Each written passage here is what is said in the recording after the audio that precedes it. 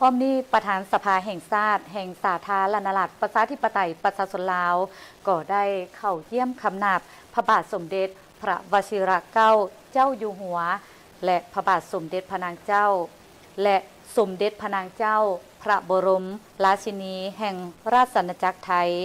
โอกาสนี้ท่านไสยสมพรพรหมวิหารประธานสภาแห่งชาติลาวพร้อมด้วยภรรยา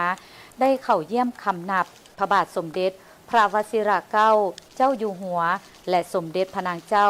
พระบรมราชินีแห่งราชอาณาจักรไทยท่านประธานสภาแห่งชาติไสยสมพรพรหมวิหารได้แสดงความปิติยินดีรู้สึกเป็นเกียรติอย่างสูงที่ได้มีโอกาสเข้าเยี่ยมคำนับพระบาทสมเด็จพระวชิรเกล้าเจ้าอยู่หัวและสมเด็จพระนางเจ้าพระบรมราชินีในโอกาสที่มาเยี่ยมยามรัฐกิจอยู่สาธารณรัฐประชาธิปไตยประชาชนลาวในครั้งนี้พร้อมทั้งได้แจ้งให้ทราบว่าประชาชนลาวบรรดาเผ่ามีความปิติยินดีเป็นอย่างยิ่งและคงคอยโอกาสอันเป็นมงคลในการต้อนรับการเสด็จเยี่ยมยามสาธารณรัฐประชาธิปไตยประชาชนลาวของพระบาทสมเด็จพระวชิรเกล้าเจ้าอยู่หัวและสมเด็จพระนางเจ้าพระบรมราชินีในครั้งนี้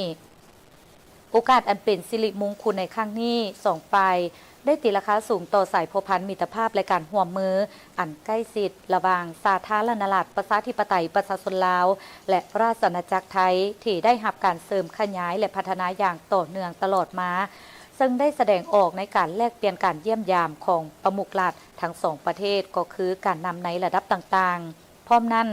ท่านประธานสภาแห่งชาติก็ได้แสดงความขอบใจอย่างสูงต่อการช่วยเหลืออันใหญ่หลวงผ่านโครงการพระราชดำริต่างๆที่ได้ประกอบส่วนอันสำคัญให้แก่การพัฒนาสาธารณรัฐประชาธิปไตยประชาชนลาว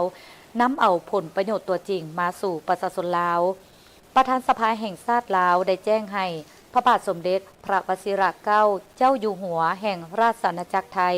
ทราบเกี่ยวกับผลสำเร็จของการเลือกตั้งสมาชิกสภาแห่งชาติสุดที่10และการเลือกตั้งสมาชิกสภาประชาชนแขวงสุดที่5และการกาเกี่ยมกล่องประชุมข้างปฐมฤกษ์ของสภาแห่งชาติสุดที่10ที่จะมีขึ้นในอาทิตย์หน้านี้ในขณะเดียวกันพระบาทสมเด็จพระวชิรเกล้าเจ้าอยู่หัวแห่งราชอาณาจักรไทยก็ได้แสดงความขอบใจต่อการต้อนรับอันอบอุ่น